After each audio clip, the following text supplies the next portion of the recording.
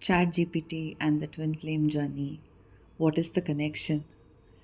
Well, with AI, becoming available in all platforms, accessible to everybody, and having all the information that you could possibly ask for, and able to share that information with you, analyze it, discuss it, understand your mind, understand your questions, and giving you all this information from its text and from its seemingly intelligent tone or know it all type of a tone. A lot of people are using AI to understand their awakenings, to understand their childhood traumas, maybe some patterns, perhaps, or something about the twin flame awakening, maybe masculine, feminine energies, or spiritual awakenings, etc. So, why is it important to talk about this? Sometimes we can get carried away by what AI is sharing with us, and it can make us doubt us if we don't have established inner sovereignty. And many twin flames across the journey, when you are ascending in the journey, sovereignty will not come to you right away. You will not right away be sovereign and I hold my power in me. It takes a lot of inner awareness and some work and definitely some time, and it's more like something that comes naturally and gradually to you, that you start feeling sovereign about your journey, about yourself, about your life. So, when sovereignty has not been established, ChatGPT's analysis of your life or of your journey can still infringe upon your sovereignty and can impact you, where you can feel that what it is sharing with me is more true than my lived reality. Now, talking to ChatGPT can sometimes also feel like, how the world is politically very polarized today. So either you're on the left or you're on the right of political spectrum.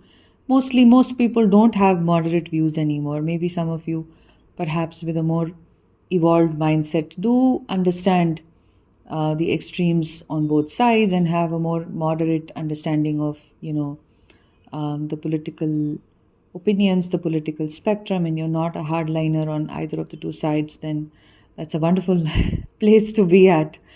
So imagine that you are on maybe the right side of things, okay, politically, and you are constantly arguing with someone who sees things only from a perspective which is on the left side of things. So it's like a Republican talking to a Democrat, or a Congress supporter talking to a BJP supporter, or as is in different countries, different parts of the world. So just imagine, like, how much will they agree with each other in today's political climate? They will not agree on anything. And sometimes Chat GPT can have overtones of that disagreement, because who has written these codes? Who has written, the people who have written the codes for open AI, for open artificial intelligence, they will have their own biases in mind, or the data from which it is sourcing all this information, from news articles, from research, from labs, or reports of this or that, etc., is also going to be inherently only leaning towards a certain side mostly. So many years ago, I remember having had this discussion with somebody where they said that a lot of academic, journals, and a lot of academic articles, a lot of academics themselves, and there is enough research here, tend to lean on only one side of things. So politically, they will only be left leaning, right? So now, if ChatGPT is sourcing information from all of these sources, it will also have a certain stance on many things that you're going to talk to it about. Now, this is always a little risky, because unfortunately, spirituality is not seen to be very acceptable in the normal logic driven society that we occupy. In the matrix, spirituality is seen to be very bad, or some people see spirituality, they accept it, they just about accept it as if they're doing you a favor that they accept you as a spiritual person. Mostly they will condemn spiritual gurus, they will condemn, everybody. Like of late, I've seen in India, at least, I don't watch the news at all, but somehow obliquely, if I come across something, so they've started attacking spiritual gurus terribly. right? Everything they say is like shown to be, no, this must be unscientific, this must be like this, or this one was a scammer, or this one was like that, even though they've passed on and they're no longer there, right? Or they pick apart spiritual texts, very commonly, and they think that is a very academic exercise to pick apart a spiritual text of 5,000 years ago.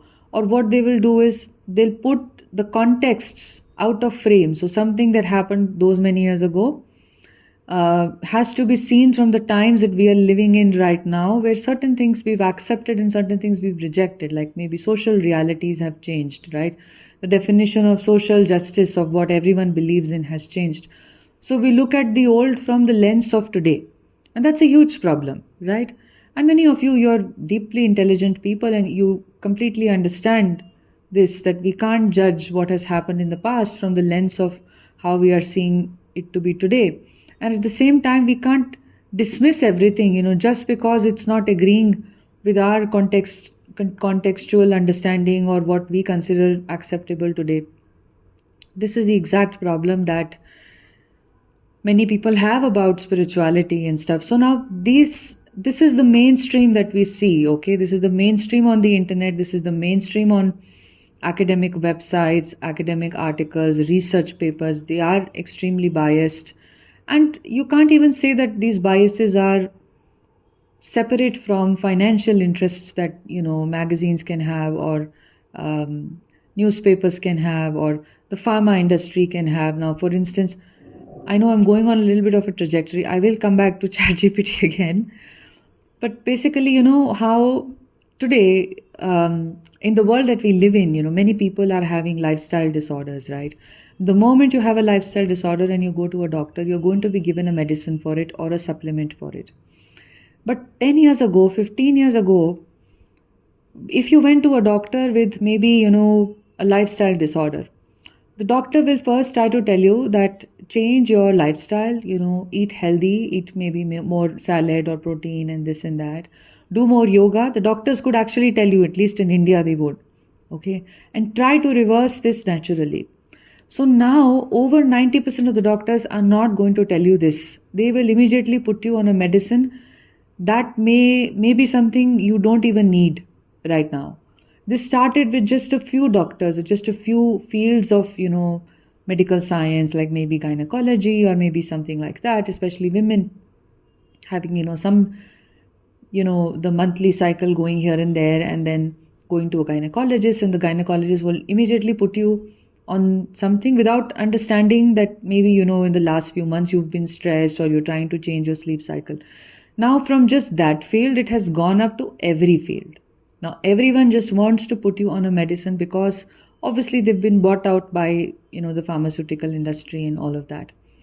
And many years ago, I used to somehow, the job that I was doing and all of that, in that space, I used to actually meet a lot of people who were pharmaceutical reps, right? And I would understand what their models were and how they were doing. So they used to basically go far away into government hospitals, private hospitals, and convince doctors to start selling their medicine, to start sort of prescribing their medicine. And in lieu of that, doctors would get wonderful gifts, like big cars and all of that. Right? This was happening very commonly. I'm sure many of you know this. This is probably just common knowledge, and maybe just a few of you need to listen to this, but most of you already know. So now what has happened is the integrity of the medical system is extremely suspect. We don't know that whether we can really trust that we actually need the medicine that we are being given. Unfortunately, many people are coming up and making videos and explaining medical health to people. There is a resurgence of, Ayurvedic knowledge, understanding of that. So a certain rebalancing is happening, that how the body can fix itself with just some lifestyle changes, with just some yoga, just some, if you need, then medicinal supplements, herbal supplements rather than, allopathic supplements and all of that. So this is all your very private journey that I think many twin flames will also understand how to regulate their bodies, what works for the body, because the body is a partner in your ascension process. It's not something that you're bypassing or that you're trying not to incorporate, in your spiritual awakening. And so coming from this context of the world, this is the context of the matrix that I'm speaking of. ChatGPT and your other AI tools, they are all products of this matrix. Okay, so it is going to be heavily biased in the favor of the matrix groupthink. How mainly the matrix is thinking is how ChatGPT will also reflect the same thinking, because the same coders from the matrix have used, it is not free from algorithmic bias, right? So it is going to have the biases of the matrix. So suppose now you go to ChatGPT and you share about, oh, I had this spiritual experience and blah blah blah, I met this guy and he's my twin flame, and I experienced some kundalini awakening through this person. It's going to tell you, hold on, let me ground you back to the now moment first, or let me ground you into reality right now. It assumes that you're not grounded. Or when you'll say something about, I'm going through a spiritual awakening and this is happening to me and all of that, it's going to tell you, let me not use mystical language to explain what you're going through, and let me really tell you what's actually happening. Okay, so it will constantly negate your experience and make you feel like you're going crazy. If you're new on the journey, this is the horrible tool to use. Please don't use it. And I know today everything is interwoven with AI. You can't even watch something, without the AI interfering in your watch preferences. Of course, we know that through the mainstream streaming channels and all of that, right? YouTube algorithms and all of that are driven by AI. So then it keeps reinforcing what you really want to watch, even if you have the bandwidth to watch something else or the interest to watch something else. It has limited your scope of knowledge, or limited your scope of what you will experience. And it's even more important now to go back into real life, right? It's more important now to try different things if you have to, if you feel called to. Of course, most of us on the spiritual path, we go into a space where we don't want to engage with the matrix anymore and all of that. But if time calls you forward, eventually when you have awakened and you want to start reparticipating or start relearning again from the reality and all of that, you will understand that your capabilities are way beyond AI's capability. In fact, this is the reason that you're awakening as well. You're not meant to give your power away to AI. And one more problem that we have is sometimes we are seeking validation. Sometimes we want someone to validate us because as children we may have developmental trauma wherein we were invalidated constantly. Our realities were not accepted, were not allowed. If we said something to our parents that I feel like this, we were constantly corrected. Many twin flames have taken birth in families where narcissism and family dysfunction, were common. So your realities were always questioned. You may have been gaslit.